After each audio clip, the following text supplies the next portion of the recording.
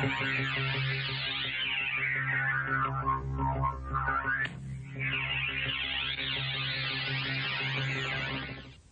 today is Experiencer Day, Abductee Day, Contactee Day, whatever word you like to use to identify this particular phenomenon. As I think most of you out there are aware, there's a lot of different kinds of information coming forward about this phenomenon. Is it good? Is it bad? Is it neutral? Well, we're going to try to get to the bottom of these questions today. And to do it, we have 5 very distinguished researchers into the phenomenon with us. Giles Hamilton, Dr. Richard Boylan, Dr. Edie Fiore, Dr. Karla Turner, and Dr. Jim Harder. So I'm going to start now with the first researcher to my left, Giles Hamilton. Giles? Way back 16 years ago, there was a lady by the name of Lydia Stallmaker. I turned on the TV one afternoon, Channel 4 News out of Jacksonville. It showed Lydia Stallmaker out in the woods on the edge of Jacksonville with all the Channel 4 News staff, where showing them, talking to them, where she was picked up by a flying saucer. This was something quite extraordinary for 16 years ago. This fascinated me. Why? I hadn't been reading on flying saucers and UFOs and whatever. I actually hadn't had any great interest, but what she was saying on TV, the newsman, in detail, the whole 6 o'clock news was promoted to this. One thing led to another without making a long story out of it. I found a friend of hers, had a phone number. I called her, and after her UFO experiences, Dr. Harder worked with her just prior to me starting to work with her. And she related all these experiences, and I started hypnotizing her after Dr. Harder, and I think this phenomenon existed with her, possibly with Dr. Harder. I haven't talked to him about it. I haven't seen him in 15 years. But this alien being verbalized through her, channeled through her, communicated through her. In fact, she is, I believe, the 2nd chapter in this book. This alien being told me if I would cooperate with them, they would send me all of their, or maybe not all, but some of their contacts. I had problems accepting this, and I didn't know anyone to talk to about it. I called Dr. Harder. I don't know if he remembers this or not. This was approximately 16 years ago. Right shortly, I had a nice little letter from him saying what I encountered was reality, and not let it bother me all that much. So, her statement that they would send me their contacts if I would cooperate with them. I told him I would. It wasn't but 2 days later it started.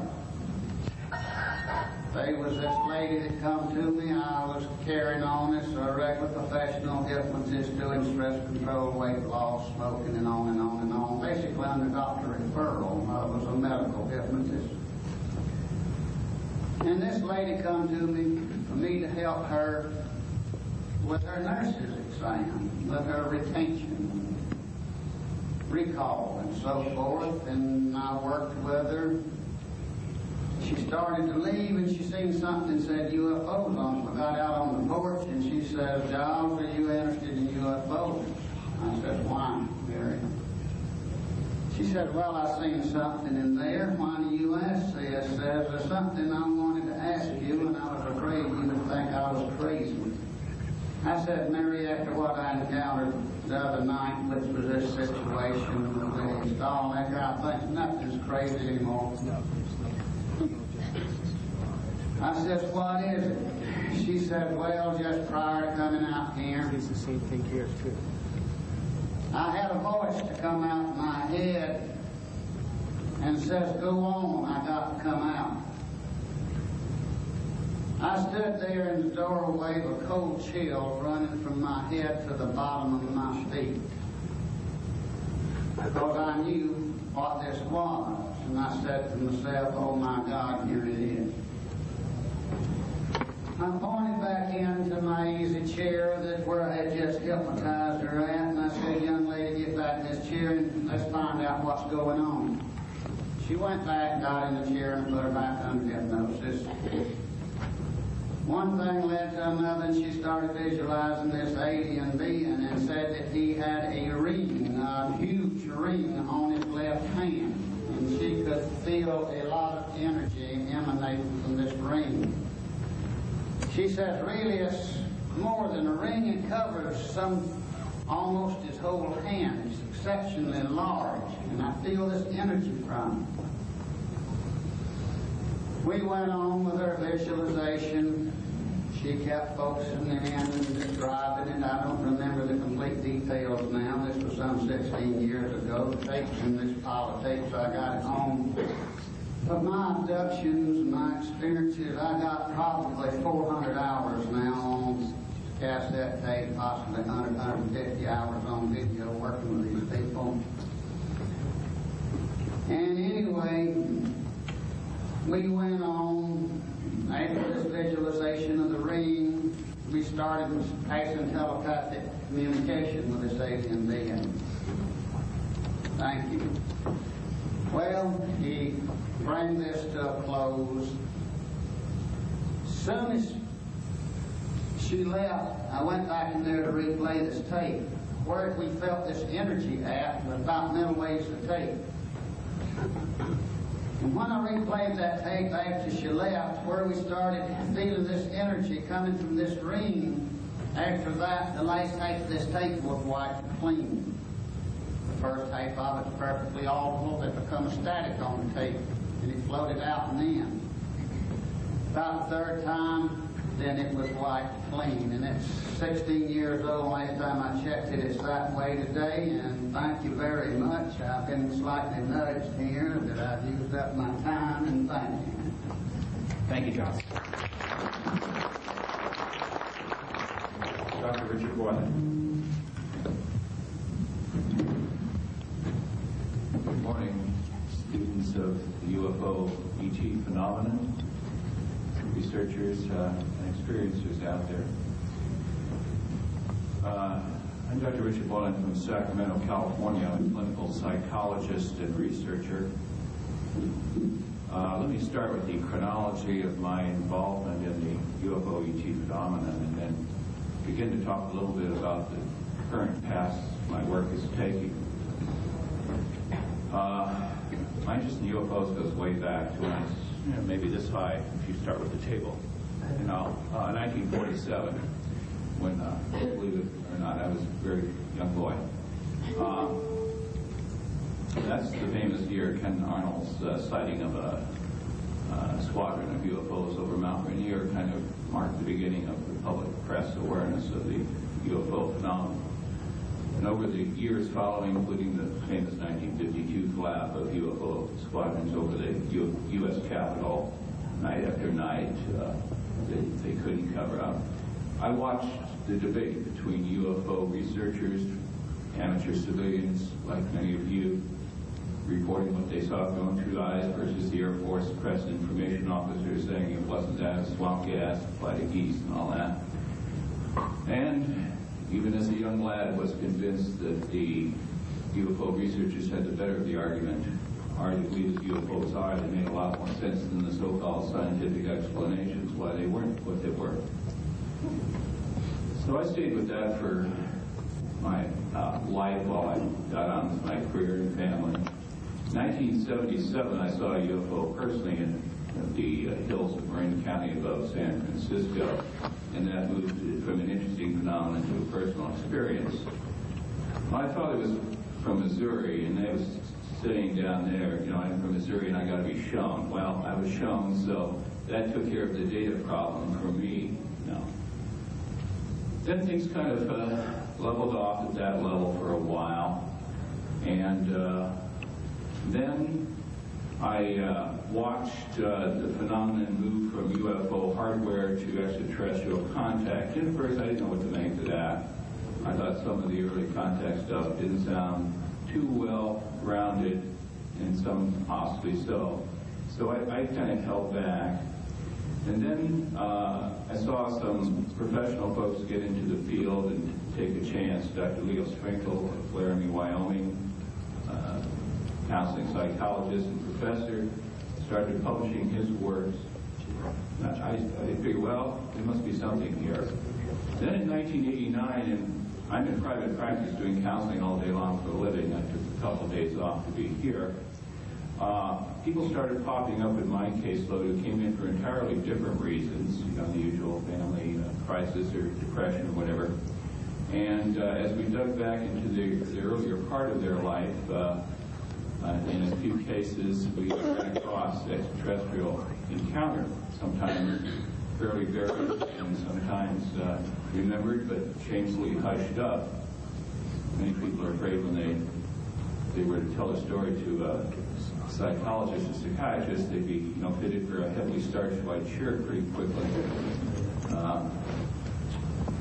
I didn't quite know what to do with it there, and then in '89, I believe it was, Dr. Edith Fiore's book Encounters came out, when she reported her work working with people of the experience in the South Bay area, and I was inspired by that to take a shot at it.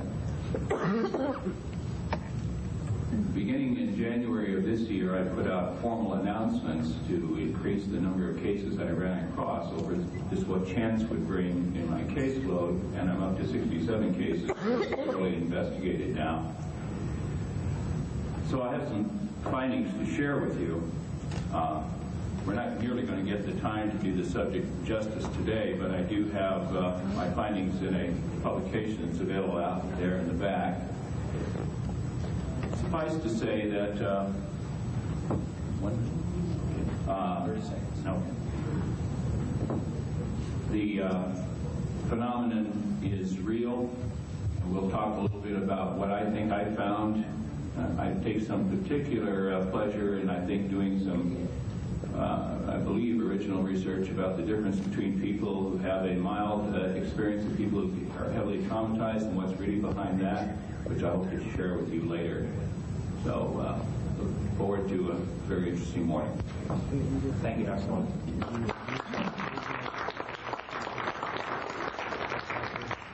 Dr. E. Fiore. I'd like to thank you, Bob, for inviting me here. I really consider it a privilege, and it's been a pleasure, and I want to thank you all for being here in the audience. I never know what's going to happen when I come to a UFO symposium.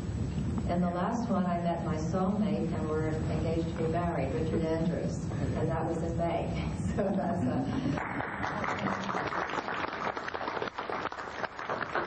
By the way, he's in England. I mean, he lives in England. Actually, he's living with me now, but he was from England, so you see how the fates brought us together. So it's quite clear what's going to happen next. Back in 1950, a dear friend of the family, a playwright, actually a screenwriter who wrote the beautiful movie The Red Shoes, handed me the book Flying Saucers Are Real by retired Colonel Major Donald Keogh. Hopefully you've read it. And I've never even heard of flying saucers, and I gobbled up that book, and I was a complete and total believer. There was absolutely not the slightest doubt or shred of hesitancy in my mind. And I've never deviated from that position, even though I have some doubts about some other fringe areas, but there's just never been the slightest doubt in my mind. And later, in working with James Harder, I found out why there wasn't a doubt in my mind.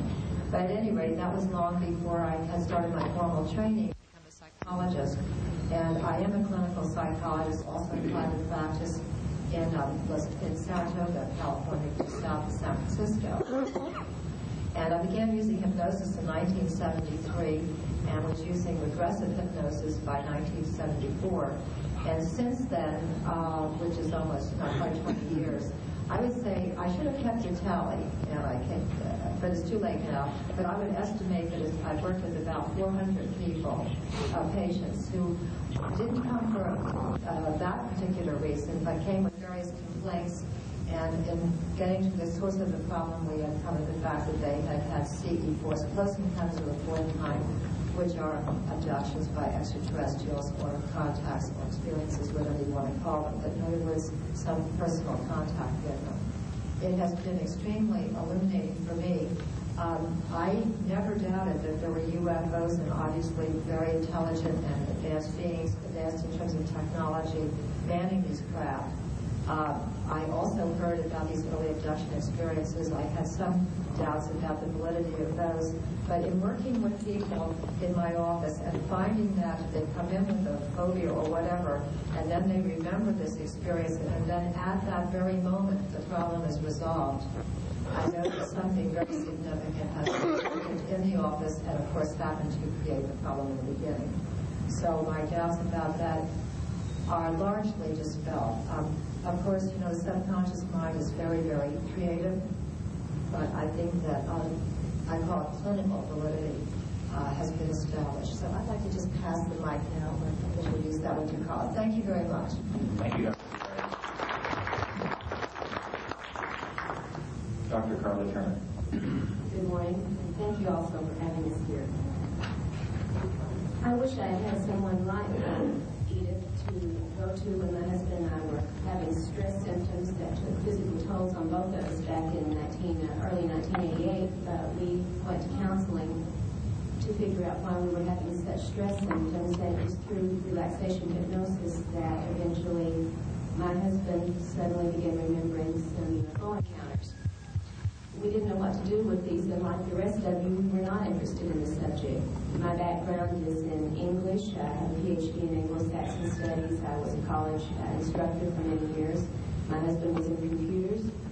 This simply was not part of our world, so we were babies about what was going on with our phenomenon. We knew nothing. We were lucky to make contact with an excellent abduction investigator in Barbara Bartlett, who works in Tulsa, Oklahoma. We met in the summer of 1988, and like you said, the symptoms do soon disappear. I know after perhaps 3 sessions of hypnotic regression, my husband's very severe symptoms totally disappeared, and after 1 session, my TMJ disappeared, putting off surgery permanently. Anyway, we began working with Barbara to figure out what was going on with us. And Barbara's background, I think, is as important as mine since we worked together in the research field.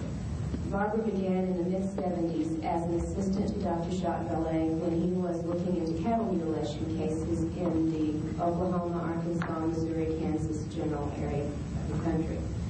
Barbara did the field work, and then when cases would merit further investigation, Vallée would come in and do that. As they were going through these mutilation investigations, abduction reports began to turn up. And Jacques was not as interested in these as Barbara was. And when they parted research company, if you will, in the early 80s, Barbara pursued the abduction reports. This was very fascinating and very important to her. She was the only person in the Tulsa area in 1987 who was doing this work when there was a literal invasion of this area. I think there was similar invasion reports from different parts of the country where the cases literally exploded. Massive sightings, sheriff's reports, videotape from the television crews, hundreds of people seeing these and reporting these, and concurrently many, many abduction cases at this time. She located one of the best hypnotherapists in Tulsa and began working on a voluntary basis with some of these cases. And when the caseload simply got too large for him to do on his own, he trained Barbara personally with his regression techniques and turned it over to her. He supervised for a while and then was convinced she was competent, more than competent, to go on with the work herself. When we began working with her in 1988, Barbara had already investigated over 200 cases in this 4-state area. She had a wide background in the varieties of reports and the phenomena. Since then, and once we worked through our material, I became her assistant, and I work on the other end of it. I very rarely do any hypnotic regression, although I've been trained by her and by another hypnotherapist in the Little Rock area. In an emergency situation, I can do it, although I do not choose very often to do so. My field of expertise is writing about these reports, assessing the material that comes out of the cases, making the initial investigations and interviews with the cases when they first turn up. And since working with Barbara, our cases have now come close to about 500. So we have a very wide background from which to draw our data to make our assessment of patterns and conclusions and the questions that really need to be dealt with. Currently, I also have organized and head up an abduction support group in the Central Arkansas area, and this has proven very beneficial to the people there. Oh, well, thank you. After lunch on the Experiencers panel, I will talk about my book because this deals with the experiences that Barbara helped my husband and myself to uncover in our own cases, and this, of course, led us into the research. So I will talk about this a little bit later. And the title is? Into the Fringe. There.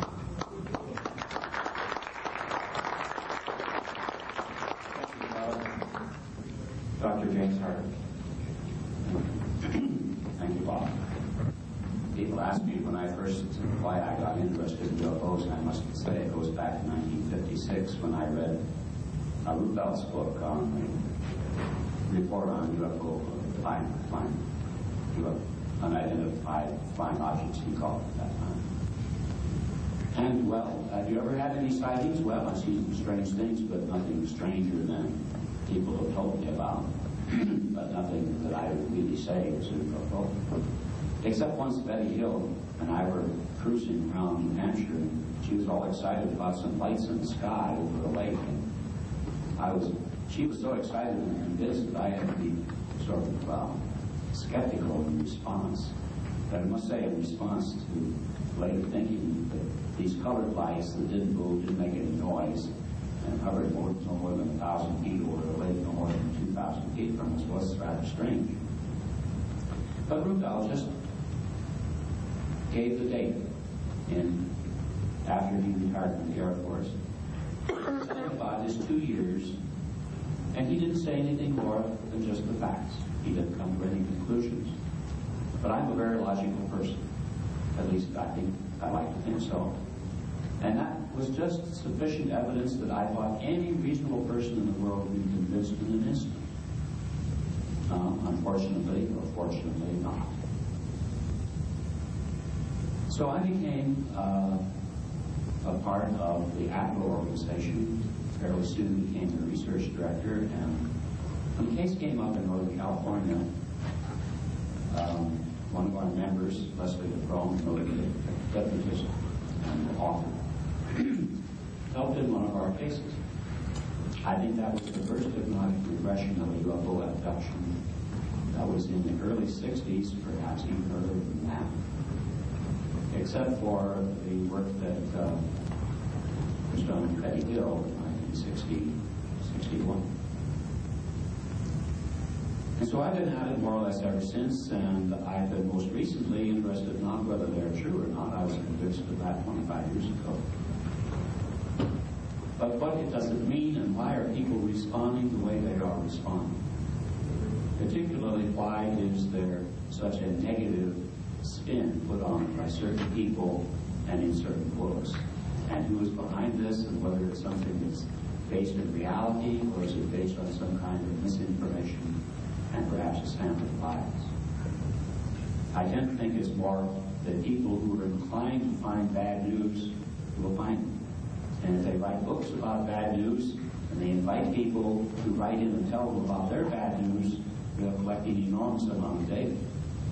With hundreds, perhaps even 1 million people who've had some kind of close encounter in the United States alone, of which probably 95% are not remembered either. They have enormous data.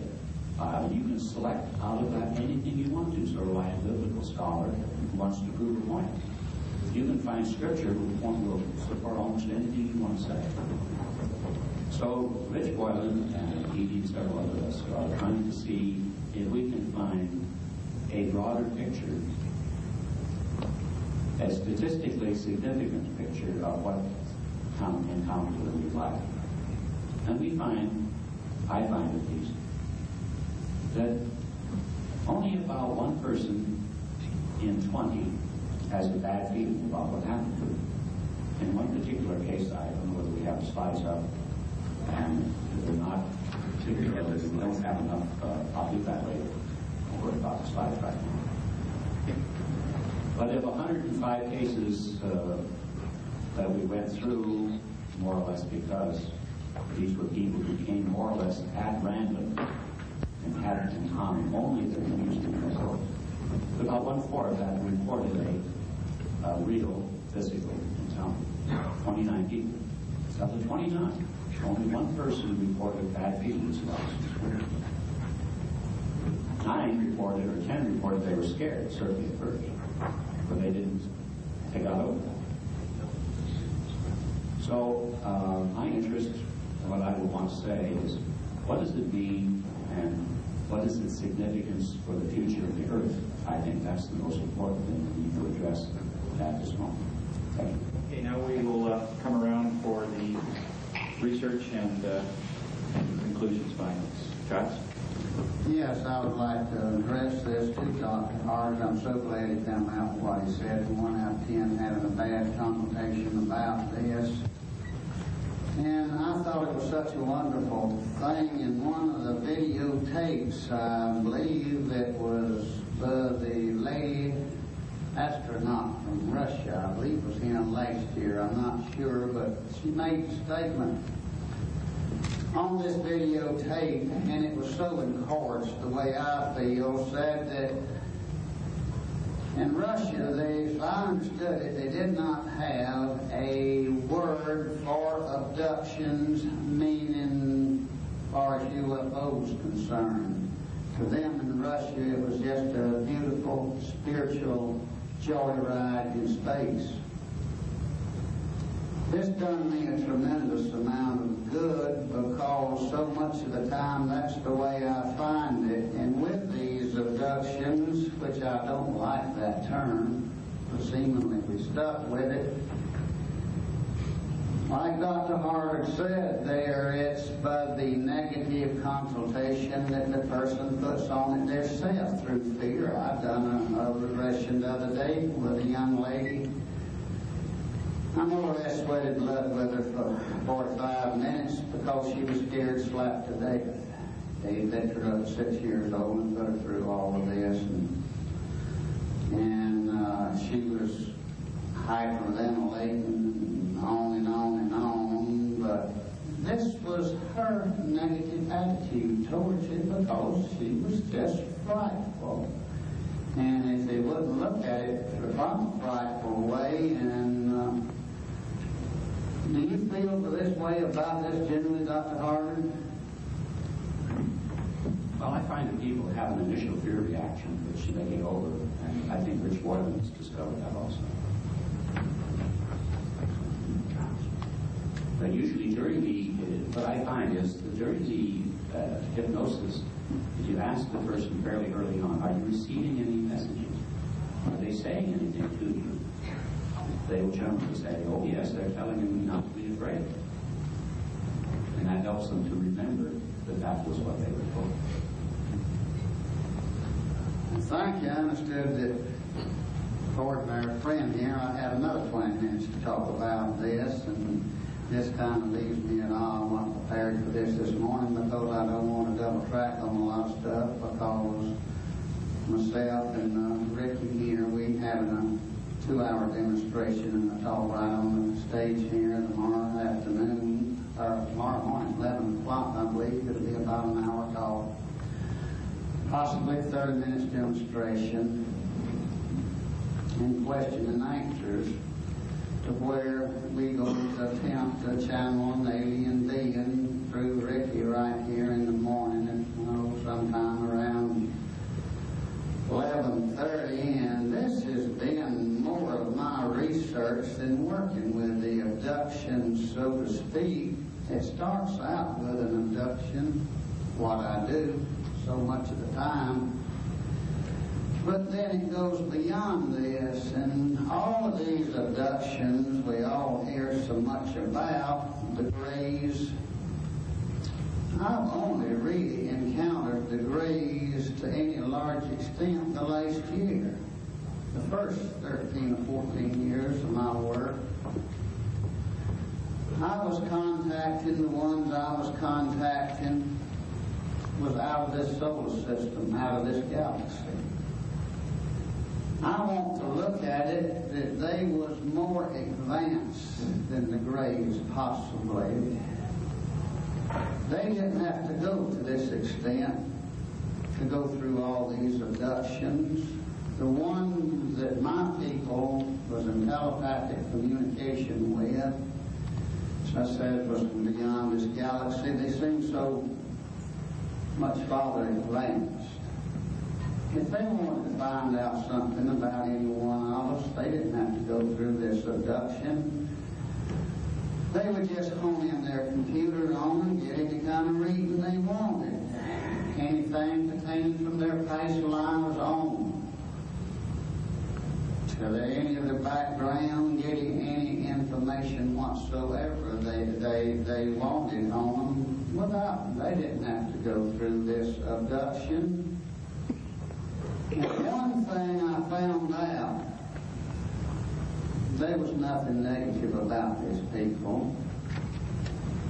Very scientifically. They didn't have emotions, good or bad. They had progressed beyond emotions. And again, good and bad. I'm going to speak about the overall findings I found in my research with 67 subjects done in a very scientific study model way. So I feel both strong about what I'm going to share with you, and I think it will stand up to scientific criticism. You may or may not know that there was a conference on the close encounter experience at Massachusetts Institute of Technology, MIT, in June. It was very covered up, not allowed to be reported widely in the press, and the proceedings still have not seen the light of day. I'm going to share with you what I shared there, plus more research. But you had over 150 of some of the best minds in the country, professors, Jim Harder, for example, clinical researchers, myself, and a number of others, and investigators from other disciplines. What's going to come out when those proceedings hit the press is we're going to have a conundrum in this country. Either we've got 150 of the best minds in the country that are clinically crazy, or else UFO and extraterrestrial contact phenomenon is out of the closet and certified by one of the hardest science institutions of higher learning with one of the best reputations in the country. I think the latter is obviously the fact. As to individual cases, 3 of the persons with the extraterrestrial encounter experience are here today that I've worked with, and I will let them speak for themselves rather than speak for them. And I think when you get acquainted with them and what they have to say, you'll draw your own conclusions about the kind of work I do, to the extent that I made any difference in the way they process their experience. I also want to establish my credentials a little beyond the scientific, although I have no particular feeling of a need to apologize there. I'm an experiencer myself. That happened after I had already started my research and been 3 or 4 months into it, when in April I had a close encounter. I don't want to get into that now. That's for another time. The last time I've had a close encounter with an extraterrestrial, not in face, but with a UFO, was last night near Area 51. And if I rolled down the window and reached my arm out the door and driven a little close to the center line, I would have been able to touch it. And they played tag and safety escort with us while we were dealing with a very dangerous crowd near 51. and even showed us how they do cloaking as cars and then uncloaking again. That may be a topic for later on. But to the research. One of the things I'm going to really put out here is that the definition of a close encounter, the kind that I use, is someone who, at least for one of their experiences, had a three-dimensional being, physical body of extraterrestrial source show up close enough to them that they could reach out and touch the person, or vice versa. Okay, that's my definition of a CE4. Now, I'm not putting down subsequent telepathic contact. I know for certainty that occurs, where the extraterrestrial does not bother to show up in person, but maybe, I don't know what the range of telepathy is, but is reasonably close enough to do telepathic communication. That demonstrably exists and is often the method of choice of the higher evolved extraterrestrial races. They sort of get your attention by a personal visit, and then after that you learn to pay attention. I'm not putting down people who only claim telepathic contact with no physical show-up, but for scientific purposes, so I can deal with some of the hard-nosed folks who want to be able to hit with a hammer and listen to a ring. That's the definition I use. So when you hear about 67 cases, they're that rigorous that I'm talking about.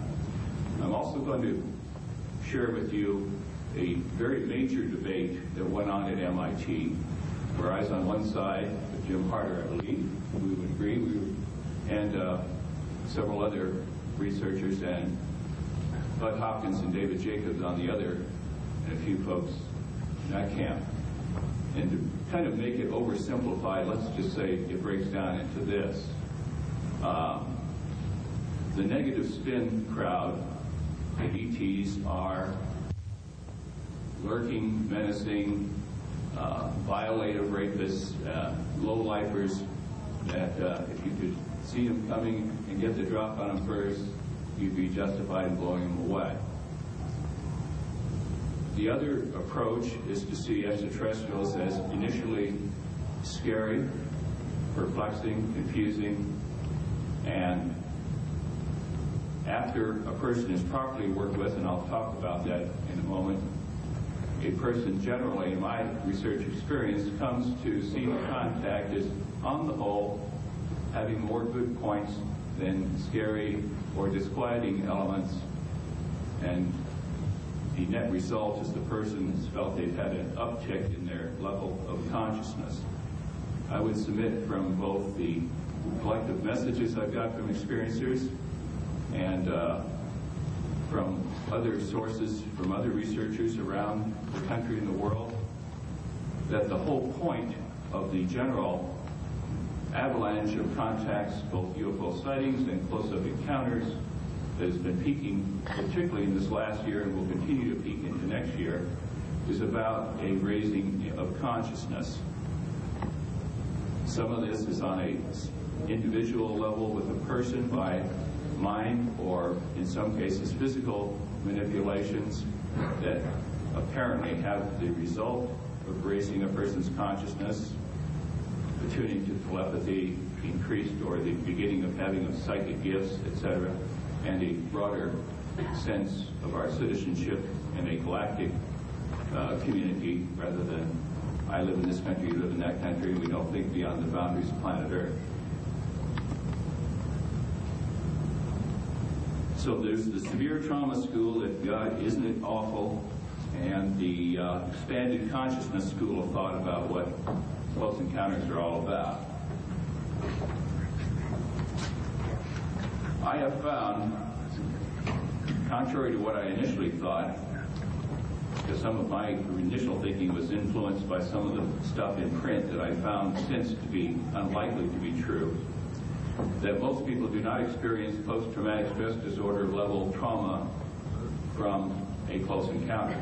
They may be scared as hell, but most people do not. And the people who do, I believe I found 3 reasons why they do. I want to share those with you. The 3 reasons are, with the people I've worked with, almost invariably, 1, they've had childhood sexual abuse, in some cases not remembered. And because of the nature of the way some of the extraterrestrial races do their medical scientific procedures, it flashes the person back to the childhood abuse. Consider some of the parallels.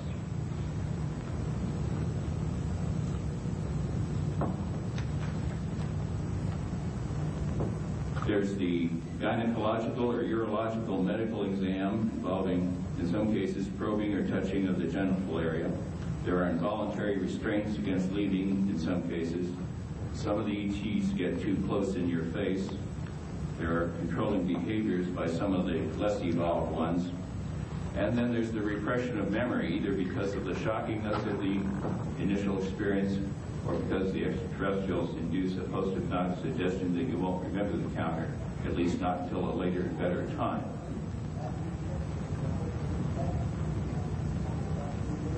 The other two reasons why some people seem to have an extraordinarily traumatic response are that they do not get the proper kind of debriefing and follow-up by the investigator.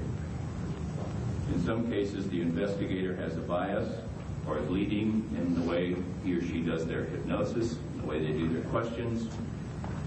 The investigator already believes that, for example, all extraterrestrials are 3.5-foot grays who have no emotions and are very brusque and uncommunicative with the way they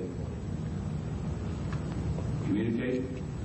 Or they lead in the questioning when a person is highly suggestible under hypnosis in ways that will cause the person to overfocus or exaggerate the parts of the experience that could become traumatic. The third reason is I have some very preliminary but compelling evidence, and others apparently are finding the same, that some of the traumatized persons are subjects of psychological warfare, staged pseudo-abductions with military or intelligence figures and aliens, or perhaps short humans in alien suits, conducting a pseudo-abduction experience using elements of hypnosis, drugs, electroshock, torture, terrorizing techniques. And as a result of that, these persons are traumatized, believe they've had an extraterrestrial classic experience, and are therefore harnessed to put out the word that these people are awful and become exhibits A through Z for the dark side analysis of what extraterrestrial contact is all about. When you take the people who've had varied childhood sexual abuse, the people who've been misguided and mishypnotized and led by a biased researcher, and the psych warfare subjects out of the crowd, I have not found anybody with post-traumatic stress disorder who's been properly counseled and with follow-through. Let me share some other research with you. Sex of people showing up saying, I've had a close encounter, can you help me get a handle on this? Women, 54%, men, 45%. The age of people showing up, 38. These are not all young people. The youngest I've talked to is a 3-year-old, and the oldest I've talked to is a 61-year-old. I do not mean to suggest that there's not 80 and 90-year-olds walking around. I have anecdotal evidence from the 61-year-old that their grandmother probably had contact. This is not a 1947 phenomenon. How much do people recall a close encounter before they've had therapy and hypnosis? In my research, 9% have complete recall, 72% have partial, and 7% have no recall. It just comes out while something else is being looked at. Most people have enough of a hunch, a guess, or a partial memory fragment as they come in, of course. What's the degree of psychological reaction after a person's had a close encounter the 4th time? I find 23% have no symptoms. As a matter of fact, it was a cosmic meeting, interesting, a little shaky perhaps, but just transitorily so, and they're fine. People who've had what I call a close encounter extraterrestrial encounter syndrome, and I'll define that in a moment, I find 36% have that. A kind of mild level crisis that with proper handling and counseling soon settles down into, well, that was bad, and moving on with life. And the traumatic folks with enduring life-disabling trauma, 27%. What's the mental sanity or insanity of people showing up saying, I've had a close encounter? Well, all I can tell you is my research population. Absolutely symptom-free, 66%. People with mild symptoms, they're not crazy, but they may have a little anxiety, they may be depressed, their marriage may be kind of shaky, 23%. People with severe mental disorders, 11%. In other words, 1 in 9. But that still leaves 89%, or 8 out of 9, psychologically sound. So we're not dealing with a bunch of Looney Tunes here. We're dealing with a very normal representative cross-section of the population. And 5 other research studies at MIT came up with the same conclusion. What is the people's attitude towards their close encounter after they've had some counseling? Positive, 61%, ambivalent, saw a lot of good things, but some negative things, it was scary, or I'm puzzled, or I feel unfinished. 36%, negative, 2%. Let me talk a little bit about the vast majority of people's reaction to a close encounter from a psychological point of view. That's my specialty. And I want to pick what I've spent a little time on defining a close encounter syndrome. Kind of mild level of psychological crisis that with proper handling soon settles down. See if any of this fits anybody you know who's had a close encounter. I would say if they've had 3 of the or more of the following 13 symptoms, they probably had a real close encounter. Repeated anxiety or unexplained restlessness. A fearful reaction to pictures or other cues that might remind a person of a close encounter. Classic one is, I didn't like that face on the cover of Communion. Chronic sleep disturbance or nightmares. Obsessional dreams or daytime thinking about UFOs or extraterrestrials or close encounters. Compulsive behavior concerning UFOs, like reading about them all the time. Unexplained moodiness or irritability after what might have been a CE4 situation. Body symptoms or signs of close encounter, scoop marks, laser, straight line cuts, etc.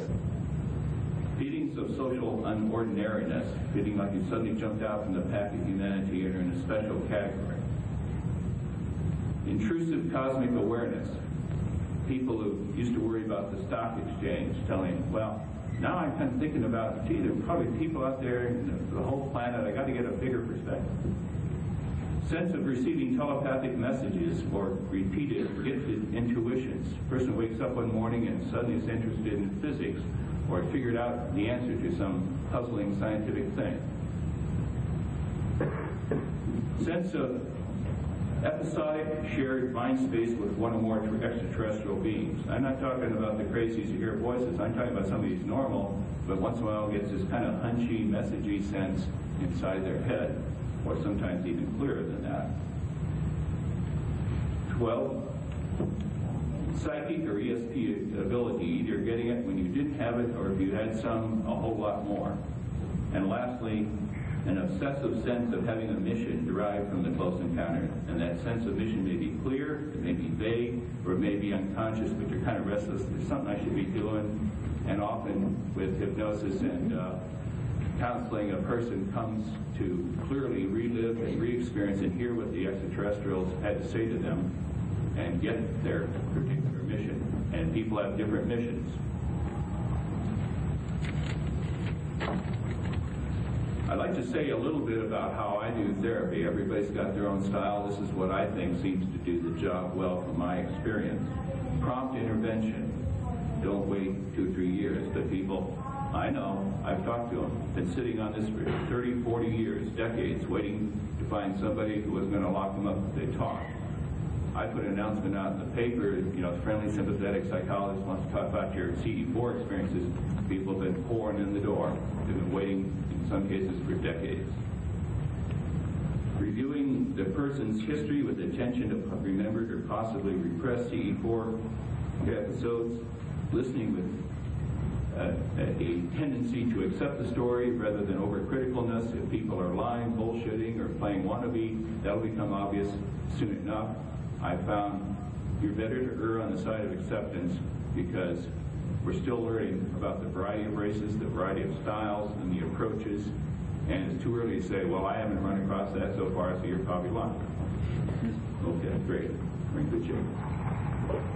Using hypnosis, and I think that should be done by someone who knows what they're doing, with no bias, and if the material that brings up is traumatic for the person, scary, creating emotional crisis, if the person who's doing the hypnosis themselves is not a professionally trained therapist, they should move the person over to a sympathetic therapist, sympathetic to this phenomenon, for working through the emotionality.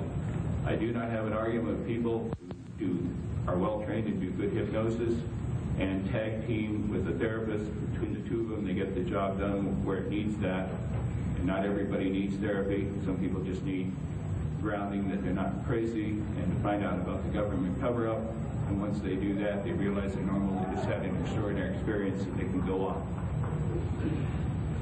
Obviously, integrating what you come up with what you already remember from conscious state, providing a little reassurance, and very much important, connecting with a support group of fellow genuine experiencers. Now, not to offend folks, but there are some so-called UFO or experiencer groups out there that are really kind of contactee wannabes, or maybe kind of New Age enthusiasts who are long on imagination and short on experience. But when you get in a crowd, in a circle with some genuine experiencers, it is amazing what goes on in there in terms of not so much emotional support, but consciousness sharing. And what I like to say with the group I work with, it's like a jigsaw puzzle. Everybody comes in, brings a piece, and when everybody puts all their stuff on the table together, an amazing whole and very large picture emerges. Thank you very much. We'll talk more about this later.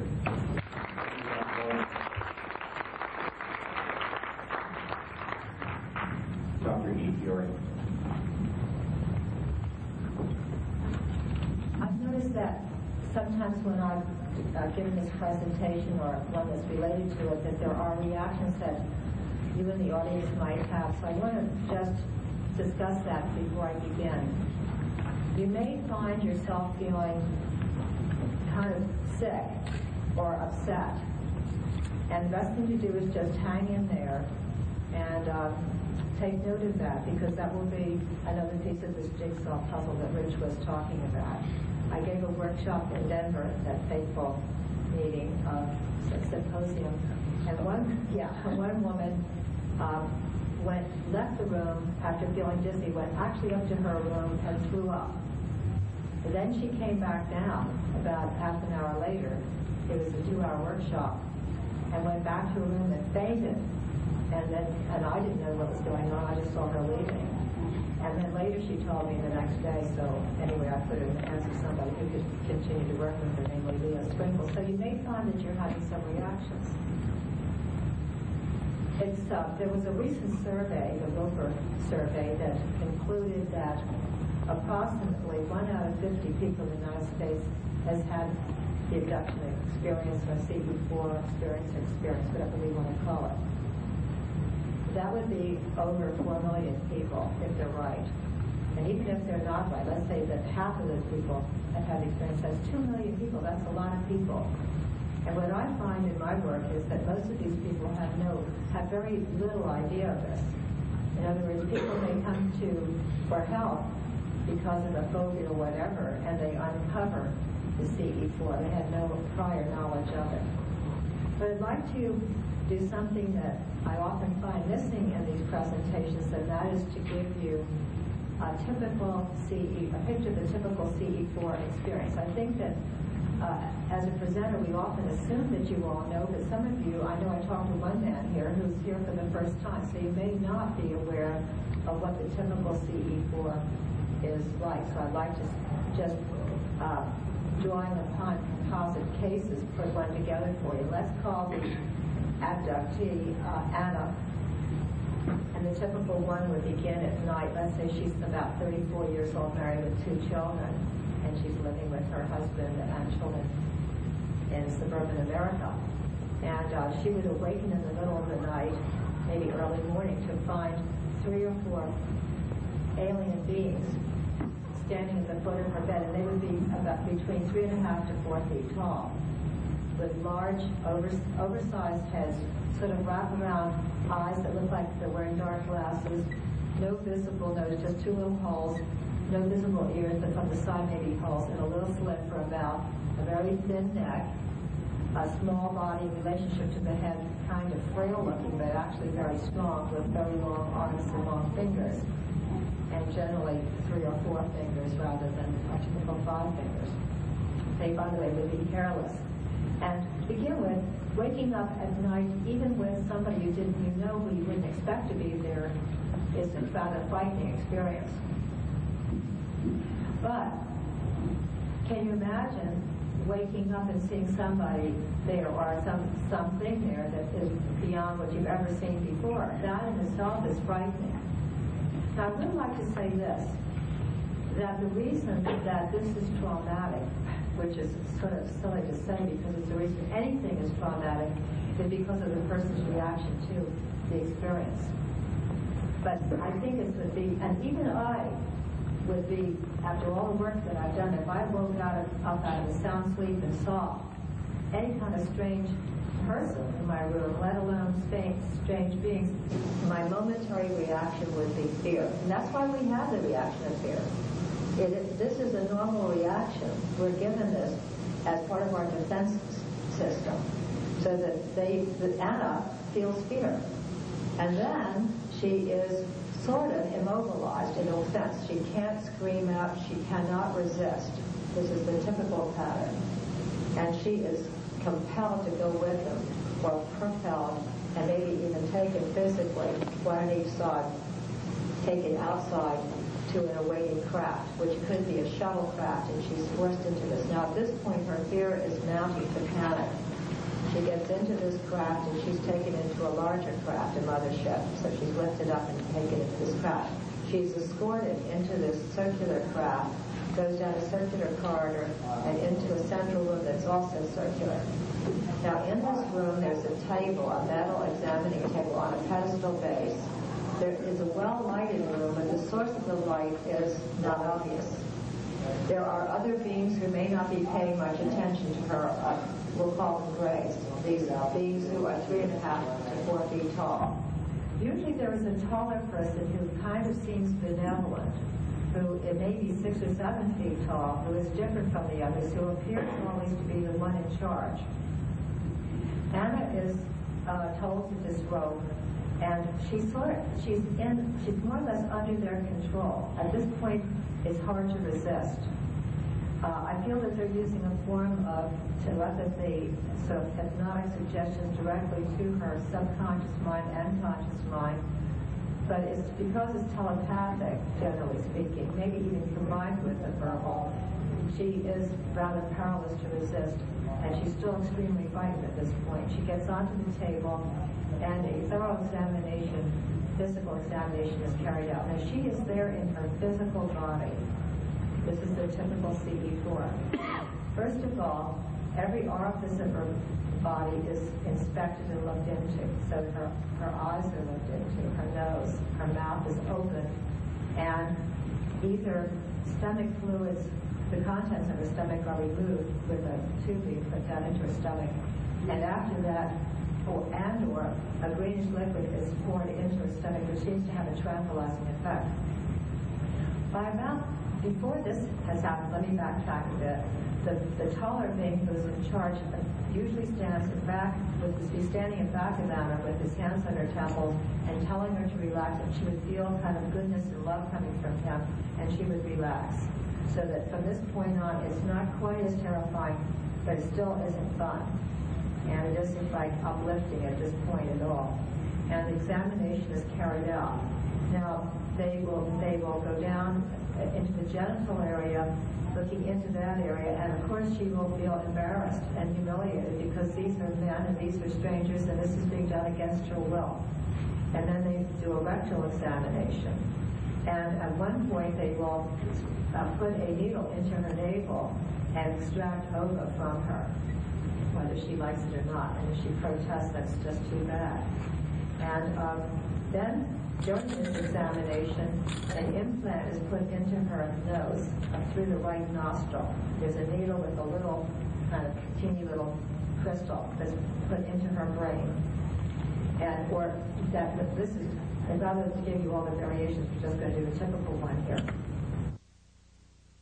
Now, this is important, and I think that this is, my viewpoint deviates somewhat from previous authors.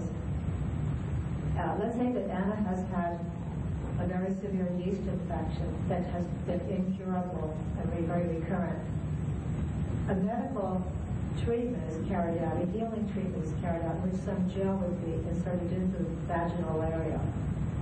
And this would have a healing effect, a curing effect. So that not only has the exam been carried out, but there's been an effort to heal her for whatever problem she has. Let's say that's the only major problem or problem, minor or major, depending on how you look at it, that she has. Now at this point, she may ask them where they come from, and they may say the Pleiades, they may say Zeta Reticuli Sirius. Or they may not give her answers at all. And then she is told to dress, and as she's dressing, she is told that she will absolutely not remember this experience. Now, if she is a very kind of frightened type of person in general, she'll be more than happy to agree mentally, yes, I do not want to remember this. If, on the other hand, she's feisty, let's say that she's feisty, she'll think, I want to remember this. And she may have some anger involved with that, or she may just feel that this is quite an extraordinary experience, but she decides to remember it, even though they told her she's going to forget. Then they will return her to her room, and she'll go to sleep, and she'll wake up and not remember it. But she may have, from that point on, a phobia of not even being able to go into that room, or having to sleep with the light on. So that would be, and also feeling insecure, so that she is left with psychological problems. So that is the typical experience that I have seen in working with, say, 400 people. And this is a hypoxic person. Now, this is just one of a series of CE4s. Because if Anna came to see me for help, we would start with that one because she would have a phobia, which would be bringing her to my office. But we would find that she had had these experiences ever since childhood. We have a defense mechanism. We have lots of defense mechanisms that we employ to keep us stable. And one of them is called repression. And that is a type of forgetting that is not a childhood forgetting, but it's a squishing down and blocking out of our memory, creating an amnesia or partial amnesia for experiences. And because of that, these events are not remembered. But there are ways that we can figure out whether we've had the experience or not. And as a clinician, these are the things that I look for. And I have listed 10 of them, some of which Rich has already alluded to, but I'll go over my list. The first one is the missing time phenomenon, and that is where there is a period of time ranging from about 45 minutes up to, say, several days even, but usually it's about a few hours, in which the person absolutely cannot account for the time. Now, of course, this is not, we're not counting on being drunk or under the influence of drugs or anything of that sort, but there's sort of a blackout. And this can occur while the person is driving. All of a sudden, several hours have passed, they may even be on the wrong road, or it could be during the day. The problem with the missing time phenomenon is that a lot of these experiences occur at night. We're really generally not that aware of two or 3 hours that would be missing at night, particularly if you go right back to sleep. The second is nightmares or dreams, even one nightmare or one dream, but particularly repeated ones, of UFO or ETs. The third is sleep disorders.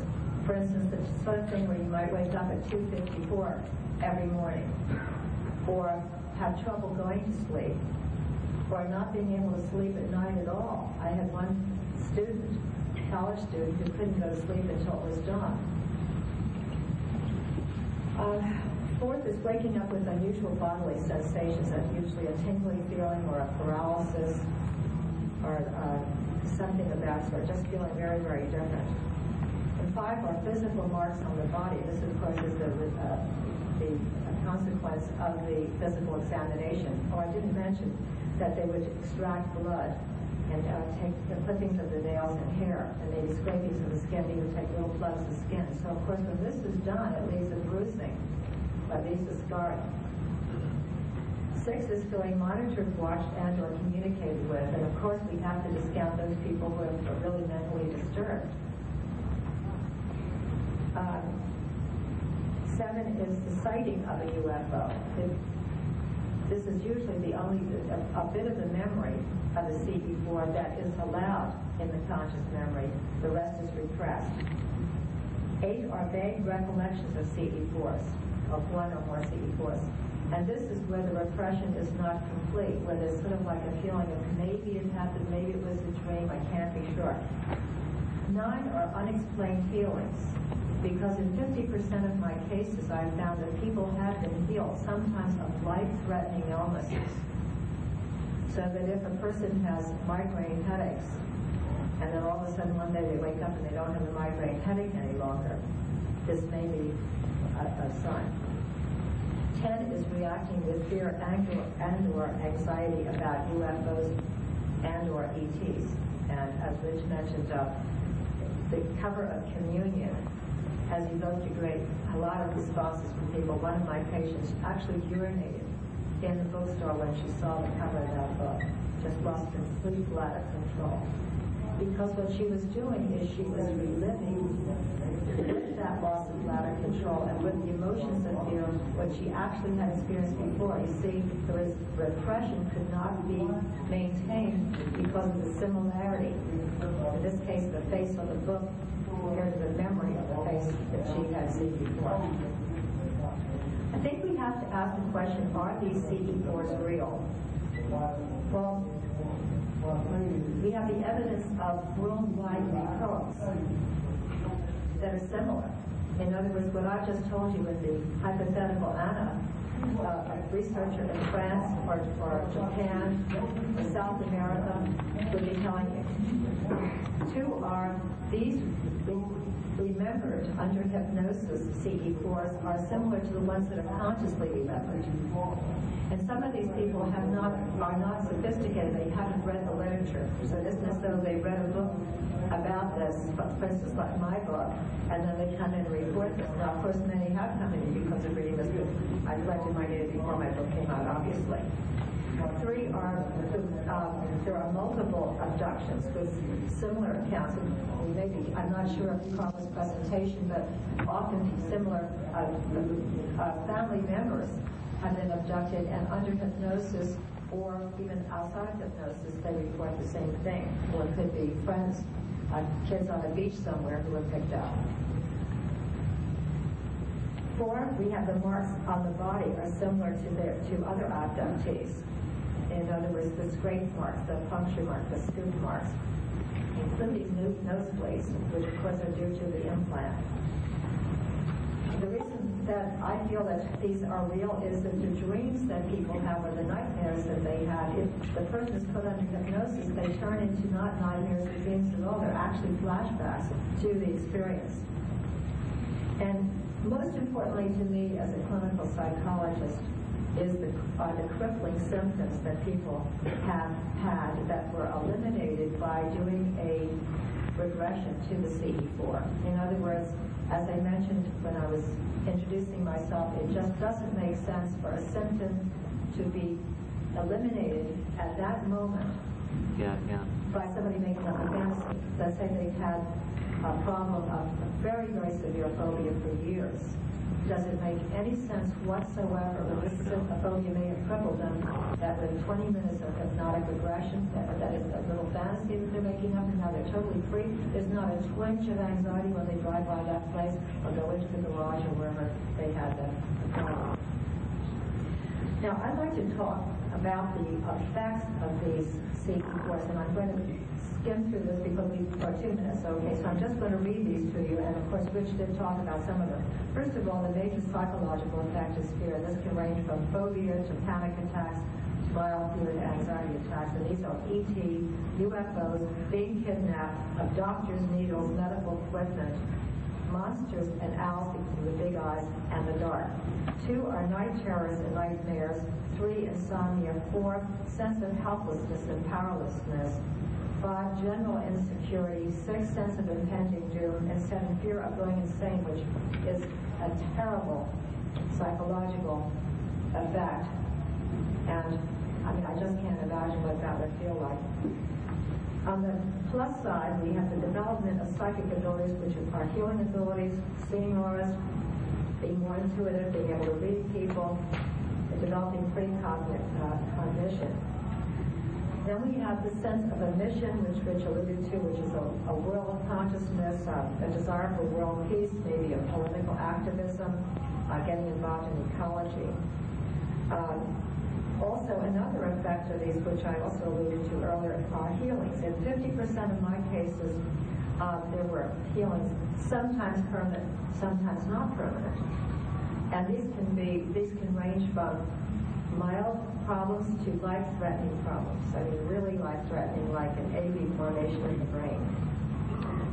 So I will stop at that. Well, one more thing I want to say. I'm not going to get into cases at this point. I may later, but I probably have a minute or so left. Everything depends on how the person reacts to the experience, whether it's traumatic or not.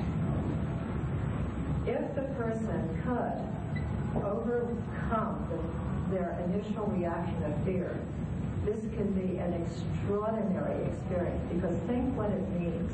You're interacting with intelligent beings from another galaxy, perhaps, or other worlds. And it could be one of the most significant peak experiences of a person's life.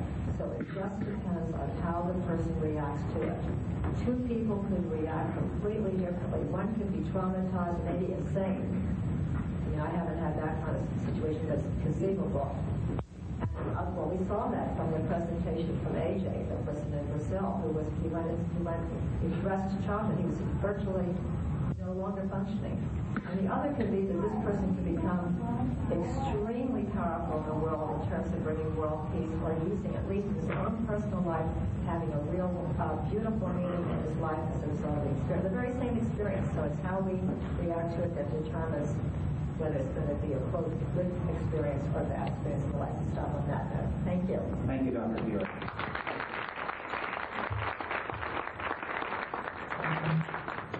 Dr. Karla Turner.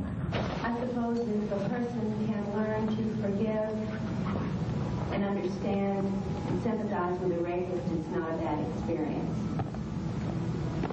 However, I don't think that that's necessarily good for the rapee nor for the rapist.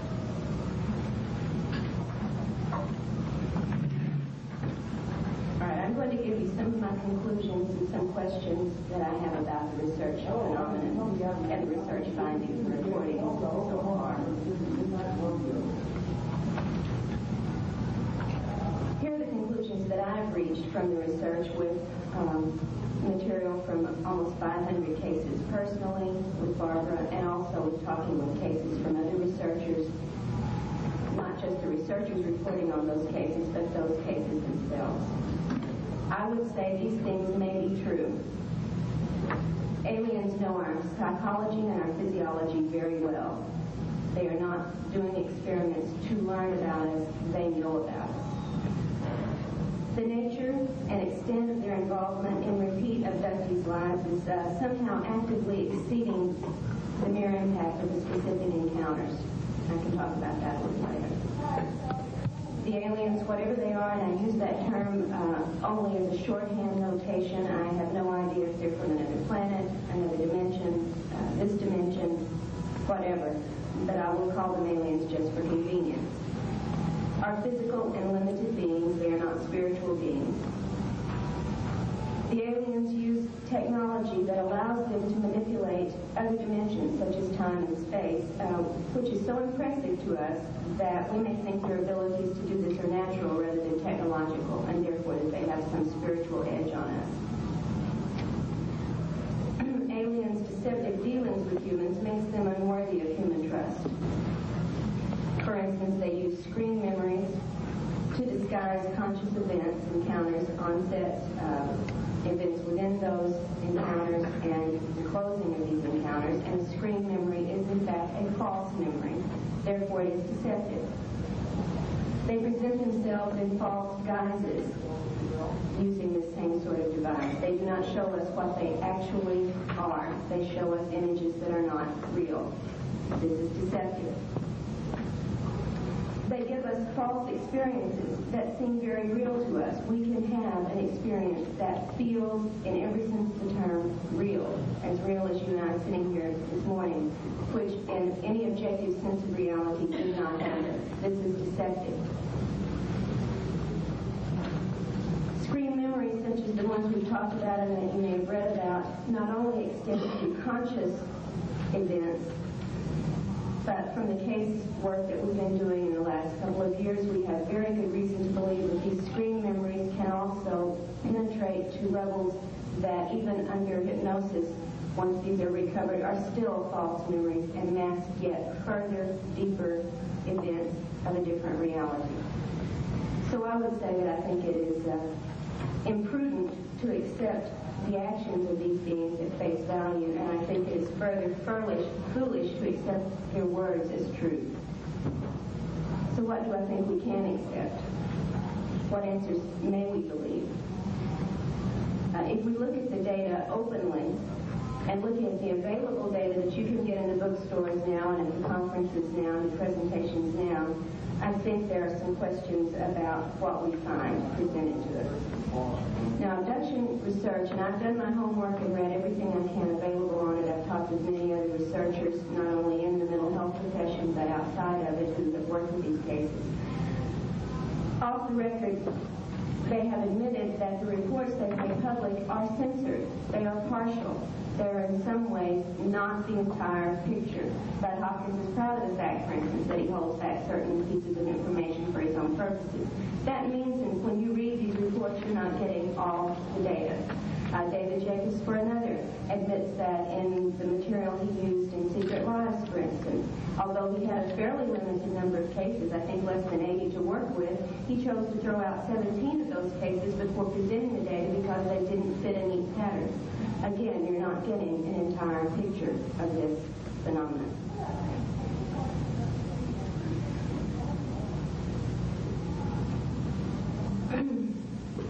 So therefore you're getting censored, partial, and therefore misleading reports on what's going on. And yes, there are typical abduction experiences. But for many people, what is seen as the typical abduction experience doesn't even come close to covering the variety of bizarre encounter events that they go through. They read these typical reports and say, well then, what was it that happened with me? If this is what really goes on with the aliens, I must be crazy, or I must be in some way out of the loop, and why are these things happening that I'm never reading about or hearing about? There is, in the hundreds of cases, not only that we've dealt with, but that others have reported on privately, although perhaps not publicly, a definite sexual aspect to the encounters. Not just reproductive, but sexual. Oral sex with a 5-year-old is not reproductive, nor is it some sort of physical, scientific, observable examination. This is just one example. We have many. There are a wide variety of physical marks left on the bodies of abductees, and not just the scoop marks and the straight line cuts. It's very hard to find in the reported data these varieties of marks being made available. So you may have marks that don't fit what you've been told is typical or what is officially accepted. There are many, many triangular marks, sometimes circles, discolored skin making triangular circular areas, puncture marks that make triangular areas.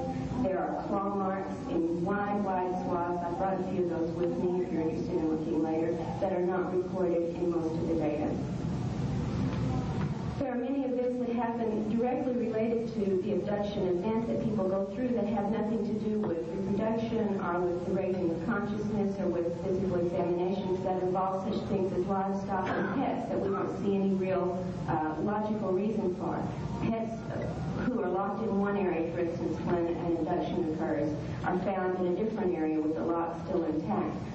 Horses have been moved as far as 2 miles away out of a locked corral and into another person's corral at the time the owners of the horses were undergoing an abduction. We don't know what these things mean, but they are part of the phenomenon. You don't get these reports when you're getting the partial reports presented to the public. If we don't understand the peripheral or the nonsensical data, then we don't get a clear theory. We can't get a theory that's going to be acceptable or believable. We have to account for every bit of the data.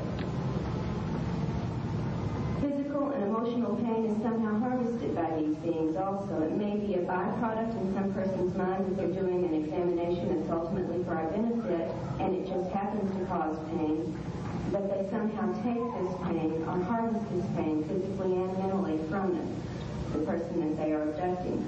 And sometimes they even induce a fictional experience, something that's not happening in objective reality but seems real, in order to generate extreme fear or extreme anger. And then this seems to be, again, harvested. We don't know what they're doing with this energy.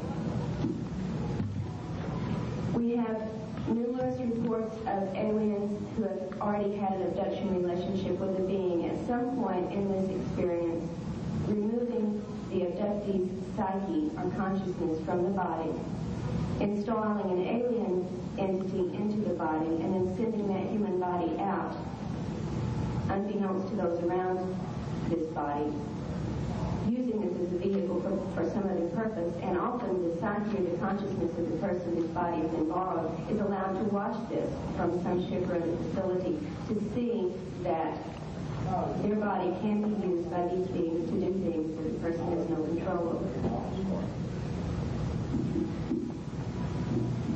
Sometimes aliens threaten and demean abductees. I remember in September at a closed abduction support group that John Carpenter and Bud Hopkins and Linda Howe and several others had at the Missouri conference after this conference was over. There were about 30 abductees there. And when it came time for one particular person to speak, she introduced herself and said she wanted to apologize in advance to us for what she was going to be forced to have to do, that the ETs had not asked for her cooperation. They had insisted she would cooperate, and if she didn't, it would cost her her 10-year-old child's life. This is not an isolated case. In our own research, we have cases exactly like this, where parents are threatened that they must do certain things told to them by the ETs that they would not want to do, or else they will lose their mate or they will lose their child. And aliens start very early on in these repeated abductions to indoctrinate us, if you will, to brainwash us into believing that we belong to them, that we are dependent upon them, that we are indebted or obligated to them. Something along the lines of the Stockholm Syndrome of hostage-taking and of kidnapped victims. They tell children very early, we are your real parents, not those people here in the bedroom in that house we just took you from. We are your real parents. They say that we are, in some ways, their descendants. For instance, I know in 1980 when I had an encounter with 4 beings, they insisted to me that they were my ancestors. And so we are obligated or tied to them early on, as deeply as they can persuade us to be.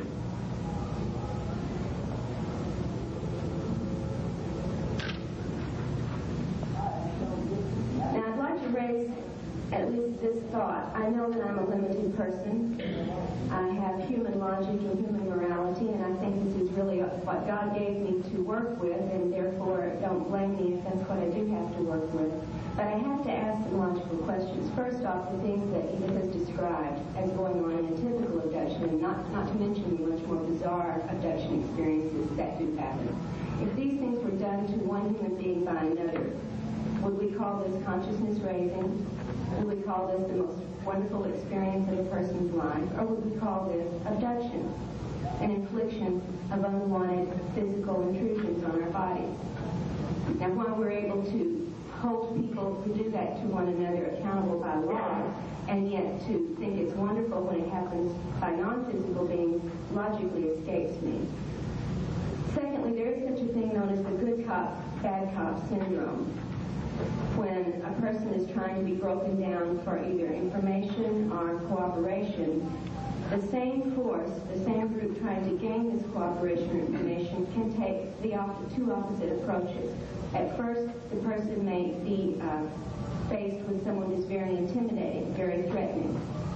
In other words, to bring them to that sort of frightened state of mind where they're in need of help, they're fearful and in need of help. And then the frightened or intimidating person is withdrawn, and the good cop comes in. That's all right, I'll be your friend, I'll take care of you, I'll make the pain go away, you can trust me, you can talk to me.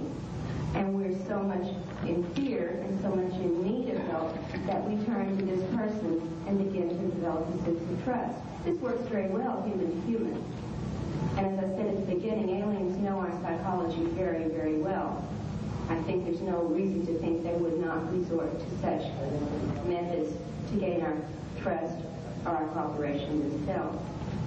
If you think of it, is it likely that a benevolent group or race down here for benevolent purposes would occasionally do bad things, harmful things, painful things to the people they're trying to help? Is it more likely that a group that is not benevolent, that has designs that may not be to our advantage, would sometimes do good things, healing, helping, spiritual statements or experiences to these people in order to either throw them off track or to gain their trust or to cover up an essentially sinister agenda? By human logic, the second seems more likely than the first. Now, we don't really have any answers. If anyone here or elsewhere tells you these are the answers, that person is lying. We have no verifiable answers. We have theories galore. We have assumptions. We have hopes. And we have fears, but we have no answers. There's no book to check these answers in. There is no verifiable source for anything that we may conclude at this point. There's a lot of divisiveness among the researchers. I think Richard talked about the two camps, and they sounded like, sworn enemies.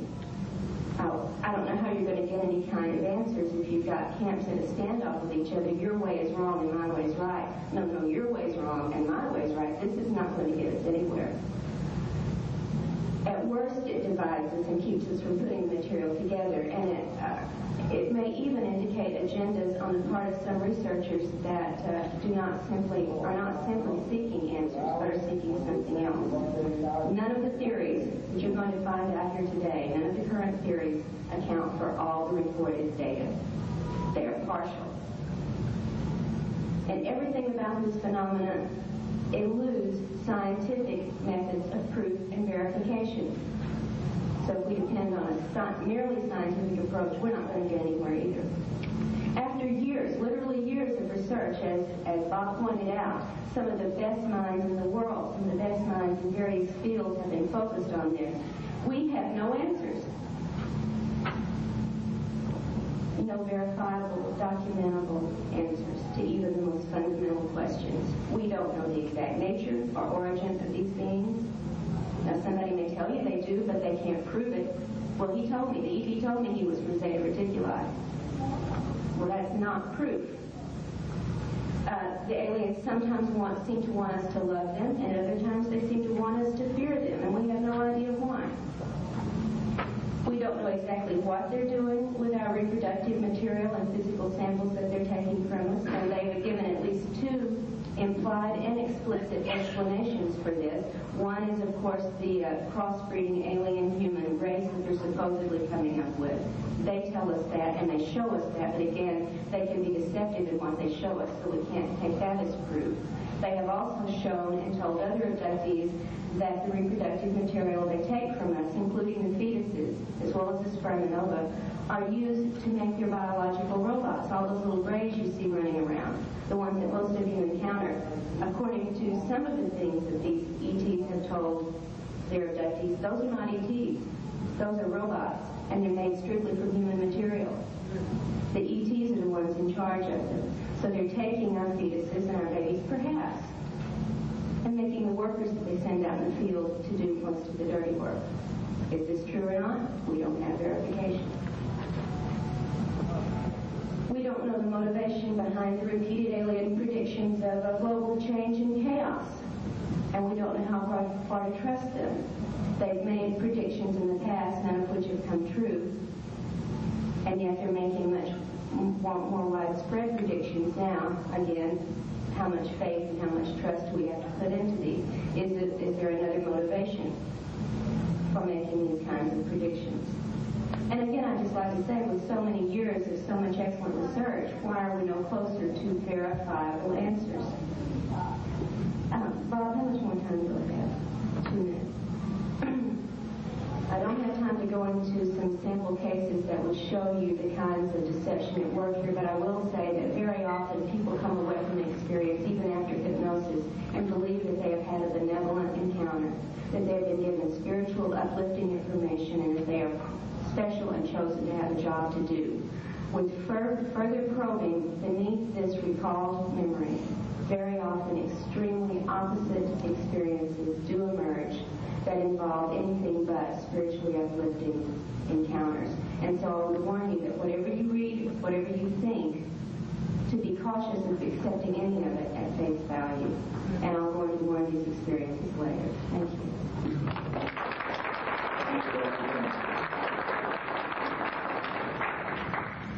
Dr. James Harder.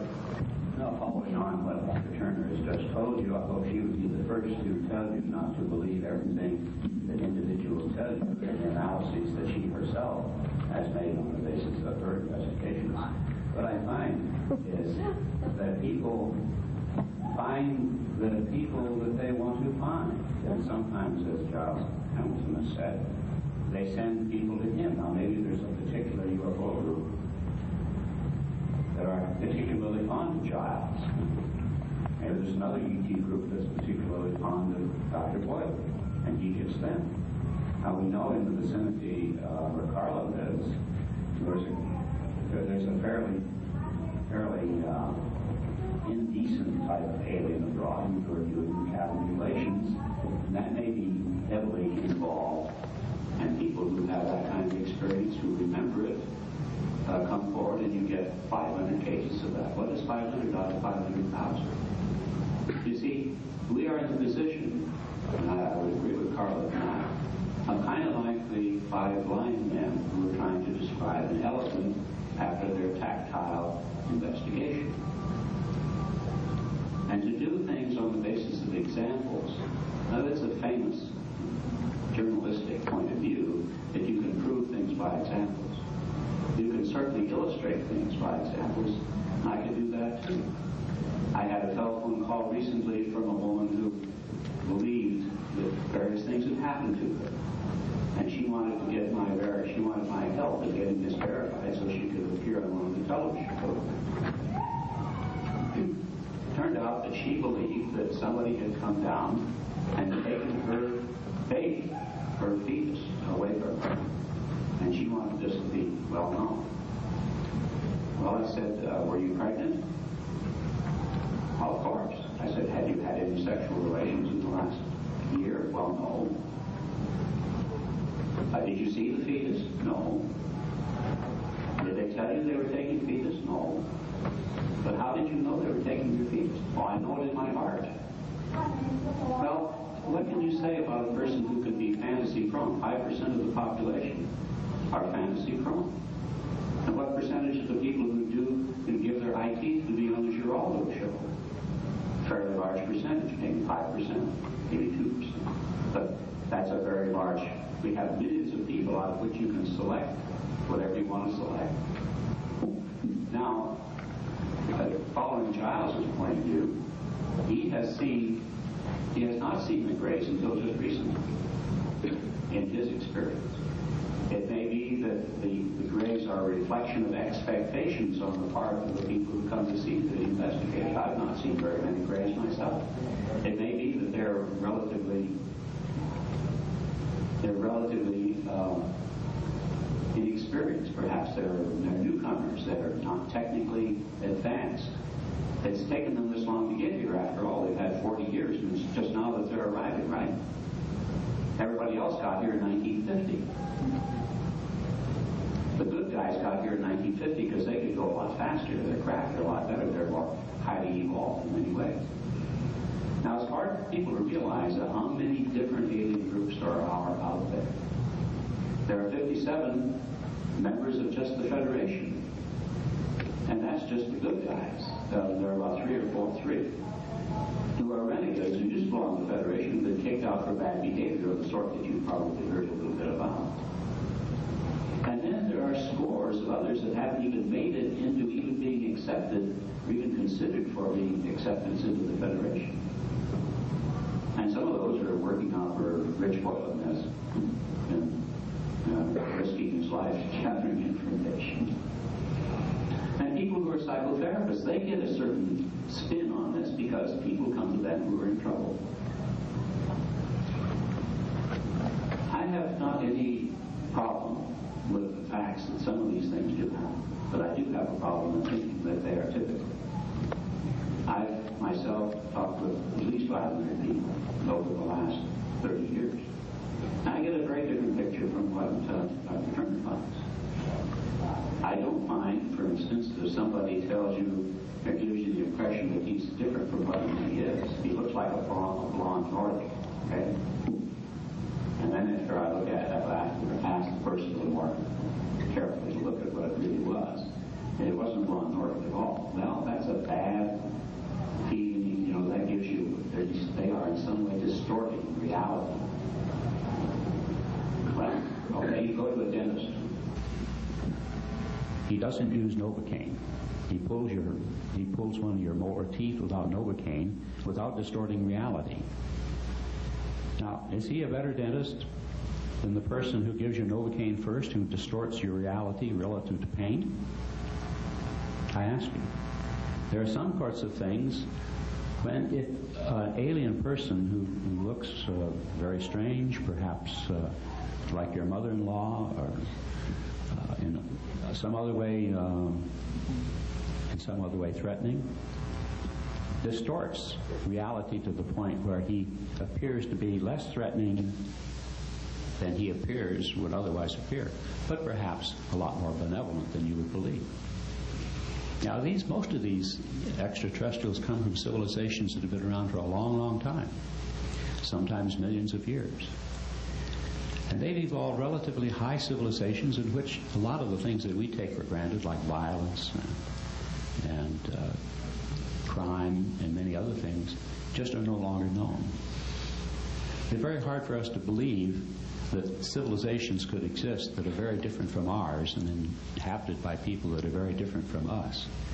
We tend to project a lot. We tend to project some of our own fears. We tend to expect some of our own expectations. And so I would say that this very extraordinary and puzzling phenomenon, it takes people by surprise. I had a person who came back from a visitation. She was in tears. Oh, what's the matter? Well, I asked them how many people that the earth could sustain, how many people should live on the earth. And they told me 5 million. She was concerned, of course, about what would happen to the other 99.9%. Not necessarily that 5 million was about the right number of people who live on Earth. Well, what do you think? If there were 5 million people who lived on Earth, we could all live in Tahiti and Malibu and all of the nice places. Wouldn't have to live in Bangladesh and in the Siberian steppes, or in Boston for that matter. And so People come back with their own spin, their own personal reaction to these things. She was absolutely devastated by that information. Other people are devastated by the fact that sperm are taken or ovum are taken. I believe that that does happen.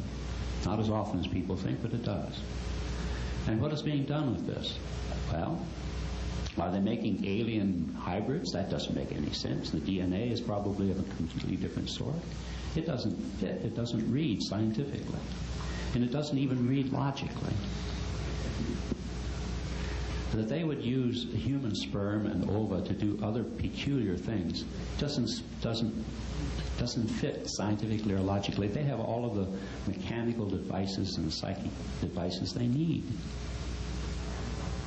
So you see how much we tend to put our own fears into some of our own reactions. I'll only tell you some of the things that I do think they're up to. If we have the slides there, I could show you slide 12. Is slide 12 available? In the meantime, I'll tell you a little story about some people I met in Alabama, in the Bible Belt. Well, she said, I think they're all demons. She was of a Christian tradition. I said, how is that? Well, they have to be. They're not Christians. Well, I said, they seem to at least claim that they're doing some nice things for people. Well, she says, they're just pretending to be nice until they really show their true colors. I said, well, many of the people who deal with UFOs or turn out to be more spiritual, would be more interested in helping the world, helping their fellow man. No, she says, they're just pretending to be like that. I said, well, if you read in the Bible, Jesus said, by their fruits ye shall know them. I always like to quote the Bible in the Bible Belt. But here we have a slide that shows a group of people, 105 actually, who were divided by an analysis that I made into 4 groups. On the left side, Group A, people who definitely remembered a UFO experience. B and C are people who had evidence of a UFO experience that they didn't remember. And on the right are people who had no evidence of having had ET contact. But things that distinguish the people who had a conscious memory, and even that held up even in the middle group, is a considerable concern for doing things to help the Earth. They're interested in ecology, interested in world peace, interested in all kinds of what we would think, many of us would think to be good things. Another interesting thing that falls off rather strongly is psychic ability. Very strong on the left, but very little at the right. These people have been inspired in certain ways. So I say, by their fruits ye shall know them. I don't deny that there are certain people out there that are certainly either not concerned, or they're doing strange things, or they're doing things that are interpreted in certain ways. But I'm looking at the total and larger picture. And the picture I get, even beyond this, is that the ETs are really concerned about the future of the human race and the future of civilization here. They may have 2 reasons. One of them sort of selfish. They don't want to see another group of cowboys out in space with interstellar capability out there attacking and perhaps colonizing other naive planets. On the other hand, they may actually be interested in helping us. Well, that's the picture I get. That these people, although sometimes they're misinterpreted and sometimes some of them are not so good, on the whole, are really interested in helping us evolve into a new civilization that can join their ranks. Now, if indeed there are people in our various government agencies who want us, who have a fearful reaction, they have many ways of promoting that idea, and Dr. Boylan has described one of them.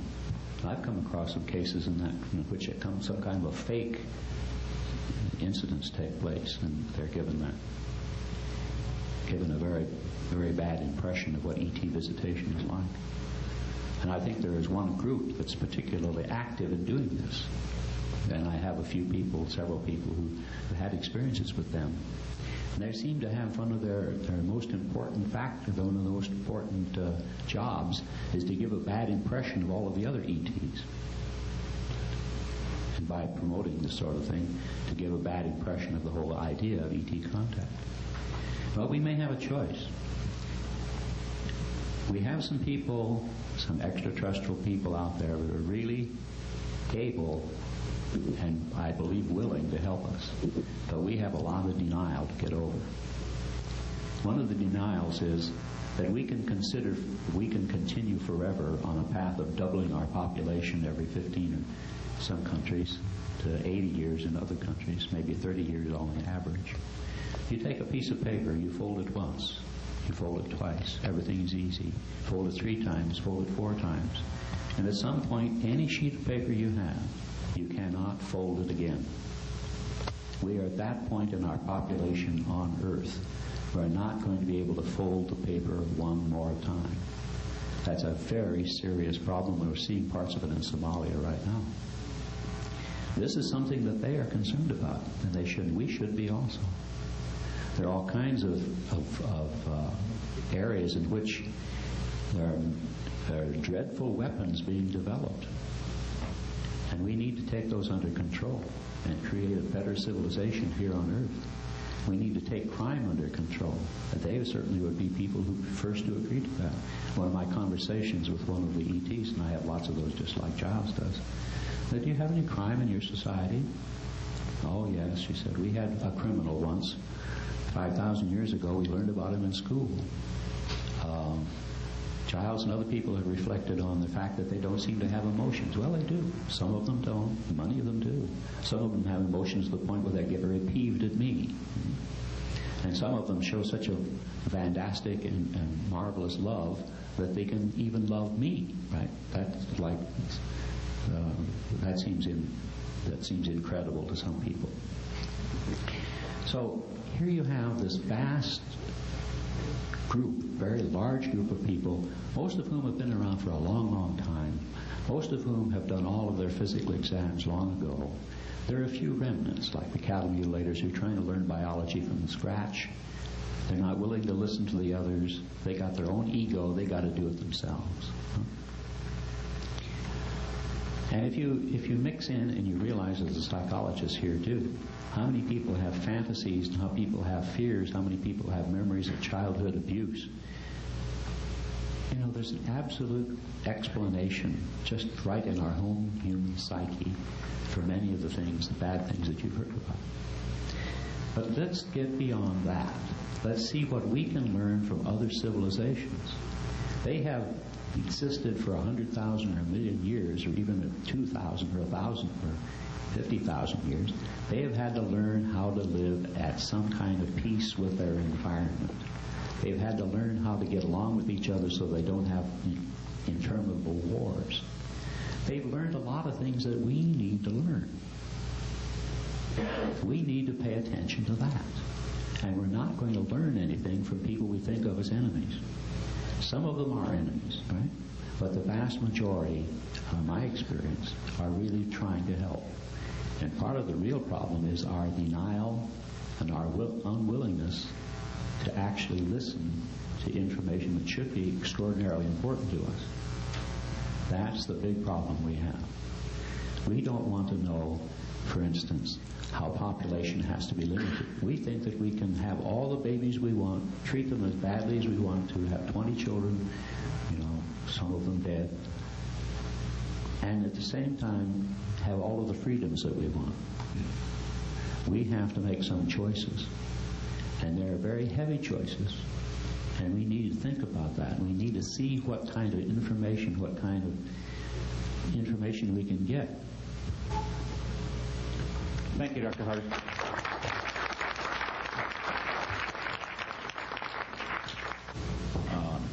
I guess I'll do this question to Dr. Turner. I'd like you to go a little bit more into the basis for screen memories representing deception. What is it about that statement you don't understand? it's not what I don't understand. Well, I guess what I don't understand is what is deceptive about a screen memory? It's not the truth. We, for instance, have, and you know, and other people have reported on cases where the onset of an encounter, which I choose to call an abduction since it's unwilling, begins with seeing perhaps a 3-foot-tall owl in the window.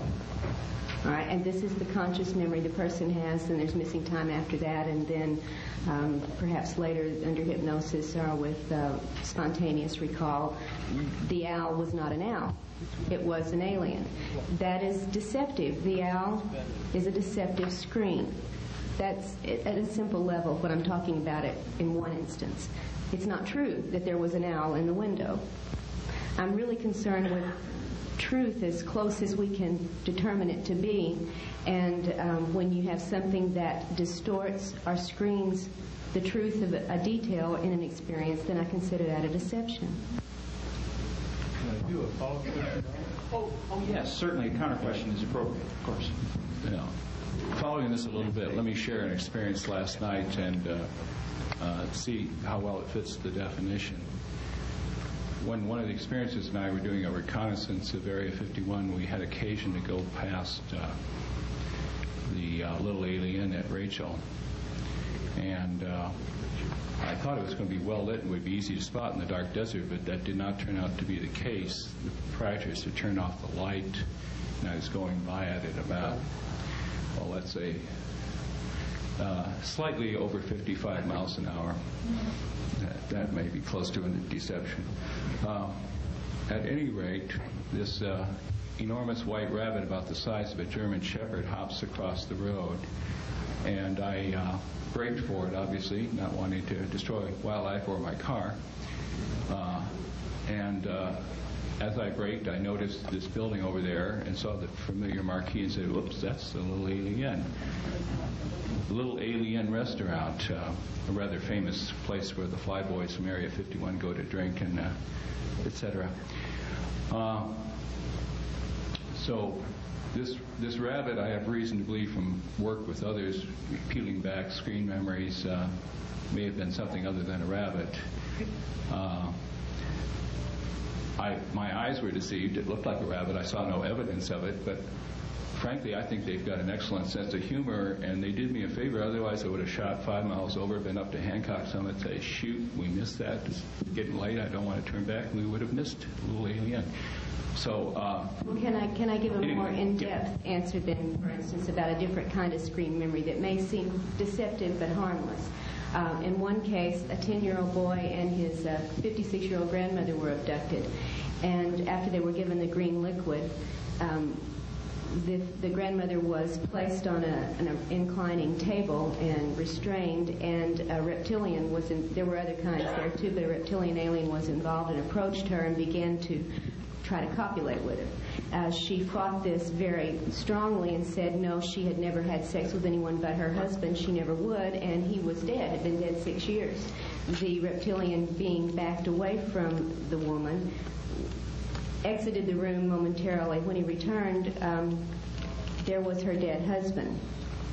And the dead husband was brought up to her to have sex with her. She was then in the altered state that the green liquid seemed to have produced, and she accepted him initially. Before logic fought back through this altered state she was put into, until she could realize it could not be her husband because he had indeed been dead for 6 years. So again, a screen or deceptive device was used to gain what they wanted from her, which was the sex act. And since she was strong enough to fight even under the kind of duress she was put under against the reptilian, they deceived her initially into thinking therefore she was having sex with the husband, because that's who she said the only person she would have sex with would be.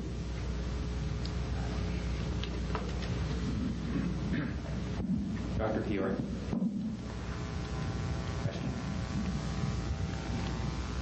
Well, we can ask questions of the different panel members, Yes, or just yes. one question. You may ask a question of anyone that you wish, or if you feel that you want to make a comment on the original question, you may. Okay. I wanted to ask Dr. Turner if any of the people had, whether you construed it as screen memories or not, did they ever report a pleasant experience? or a good experience, or anything that would be what we could consider uplifting? Yes, many people have reports of what they consider positive or uplifting, or at least non-intrusive or non-painful experiences. Some of them seem very objective, simply an examination that's not painful, and then they're let go. Others have experiences like one woman who was brought before an auditorium full of aliens and was brought to a podium where a book of some sort was placed on the podium, and she was told to read from this book to the audience, and she looked down at these blue figures that she couldn't read, and then was told if she would put her hand on each figure she would be able to get a message from it. And as she did this, she got spiritually uplifting or morally uplifting information, which she then proceeded to tell the audience, and she thought that was a very wonderful experience. She was in the presence of a tall humanoid figure with dark black hair with a little widow's peak point. He had on a robe and a crown, and she was very awestruck by the majesty of this man they called the Father. And that was under hypnosis. But under deeper hypnosis, since after this was over, she was in a terrified, crying, panicked, abandoned state. The hypnotist took her right back to before she was returned to her car and said, "What has caused your emotions to be this traumatic?" And she recalled something quite different from this spiritually uplifting event in which she had been suspended naked before this group of beings in a light bar of some sort, and was probed and prodded and used as some sort of biological example, and was praying to Jesus, whom she had great faith in, to make this stop because they were penetrating her. And when she was, "Jesus, make this stop," and of course it didn't stop. So when she was returned to the car, she was having the emotional reaction to her God having abandoned her, to having been raped or having been publicly displayed. And that first memory she had with the being in the robe and crown and reading the spiritual book really seemed to have been some sort of palliative. Okay, I would like to ask the question again, but in a different way. Have any of your people reported a positive experience that has not proved to be negative? Yes. Okay. I'd like to just comment that in giving this talk to many audiences, people have come up afterward who have said to me, you have emphasized the negative. Of course, I'm a psychologist, so people generally see me for problems. But that I have had experiences with ETs throughout my life, and it's been the most beautiful thing in my life. And I remember one woman, and she obviously she seemed like an intact person. She was a very creative artist. My next question is for Dr. Harder. You had mentioned... Edie, we'll come around to you for the next one. Oh, one question per panel member. Right. Oh, that's what I was asking. Okay. We'll come back around. Okay. Okay, Karla?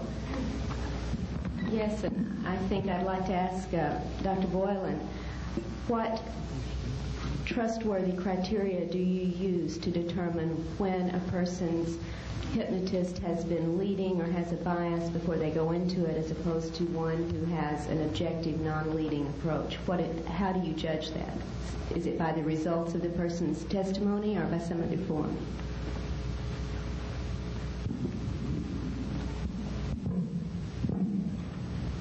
Well, that would be by the evidence of their style. Best evidence would be transcripts, if available, of the way they ask the question, load the question, shape the question, plus any pre-talk. The other avenue of distortion can be the mental set of the investigator that the investigator either puts forward to the subject before he or she hypnotizes them, or whose reputation and writings are so well known that the person coming in knows very well the mental set of the investigator, and we know the influence of expectation on people under hypnosis. Do you exempt yourself from that? Do I exempt myself from that? Exempt yourself from having a mindset before you go in, or having a known point of view before you deal with a person?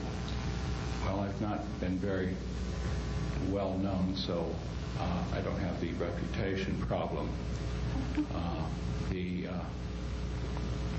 mindset, I make great pains not to give people, because I'm trying to do solid research and not give anybody an indication of my point of view, that we're just here to find out the facts. And in my experience, the facts tend to speak for themselves when a person gets all of them.